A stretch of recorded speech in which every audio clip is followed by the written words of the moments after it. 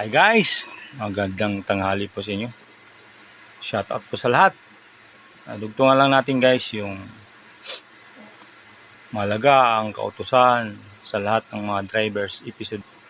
Mahalaga po yun guys kasi kung tayo ay hindi sumusunod sa mga batas trapiko sa lansangan ay posible marami po tayong haking mga violation or insidente o aksidente sa daan.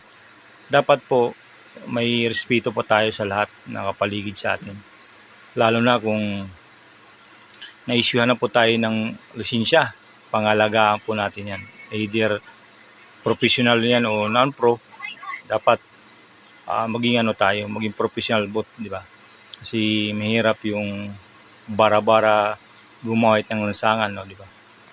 Tulad na lang nakaraang gabi guys, na tayo, di sinasadya na simplang isang rider natin, buti na lang walang kasunod, safety naman po siya.